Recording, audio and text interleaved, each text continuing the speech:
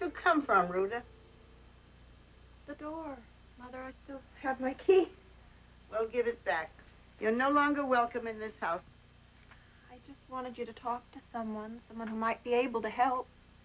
When are you going to learn there is no such someone in this world? We're on our own in this life, all of us. Now, if there is one thing I thought I had made clear. You make your own bed and you lie in it. You stake out a corner and you stay in it. Well, I see some of it came through. All of it, Mother. And it's why you're making no sense to me. What are you talking about? I can remember sitting in Daddy's chair long years ago watching you work. Look at this, Rhoda. You would say, look at this tiny thread. It's nothing, but it's as much a part of this world as you or I. Daddy and you would never be the ones to give up, no matter what the circumstances. But I wouldn't have my hands, so I wouldn't have my work. But you would be alive, Mother. Not by my definition of the words. You are afraid, aren't you? You are afraid of the pain. Pain? How old are you, Rhoda? You must be 40 if you're a day. Not quite, Mother. I still have a few months to go.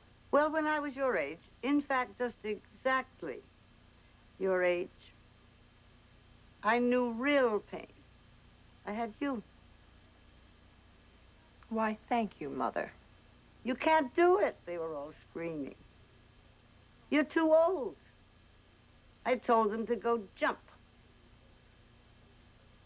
Grin and bear it, my mother said. So, that's what I did. In spite of the pain, I lay there grinning. Maybe you should have listened to them. Think what you could have spared yourself. You haven't a brain in that head. I have a brain, Mother. The one you gave me in spite of what you wanted, or should I put it another way, did not want. Now what are you trying to say? Only what you already know to be true, that your daughter is unlike you, and your mother before you, and her mother before her. Oh, don't be ridiculous. Dwyers beget more Dwyers. It's our... What, Mother? Duty? Well, yes. Could put it that way. It's you who wants to put it that way. More of the old grin and bear it Minnie for her mother. You're putting words into my mouth. Yes, I am. Maybe they're the words you wanted to say to your own mother way back then. I don't want children. I don't need children. I won't have children. Rhoda, stop. Sew my lips, Mother.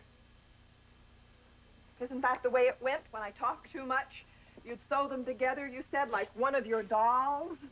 I should have been one of your dolls. It was only when I was working. You never cared for the fact that I couldn't be finished, that I wouldn't join the others in the trunk, so you could move on. It was you who left this house. I did what I was raised to do, get out of your sight. I wanted to be left to myself, not left. There's a difference. Yes, Mother, there is. There is. I want you to know that I'm going to leave to this world exactly what you want. What you've always wanted to leave to me. An absence. An absence of Dwyer. Don't you say that. Why not, Mother? All I have to give you at the age you gave me, my life, is your death.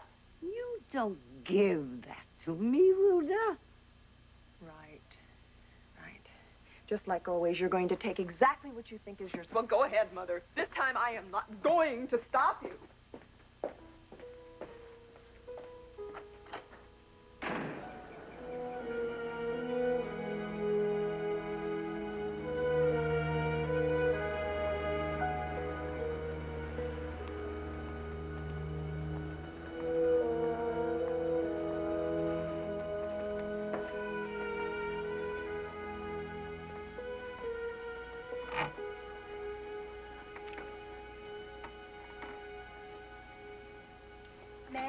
You. Yes, I'm looking for some hosing. Oh, well, that would be the garden shop. No, well, not that kind of hosing. Oh, well, what kind then? Well, I don't know exactly. What have you got? Well, what is it for? It's just for me. For you? Uh-huh. Well, what size would you be needing?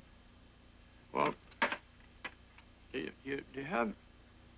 you have it in sort of about the size of a drain pipe? I'm asking you to call the whole thing off. Forget I ever came to you. I'm afraid I can't do that, Miss Dwyer. As you know, passing my report to inspection has set conservatorship in motion. Now, if you'd care to offer yourself as guarantor at the hearing, I'm sure there'd be no problem. I don't want there to be any hearing. Can't you just put a stop to it? I'm sorry, no. Have you seen this?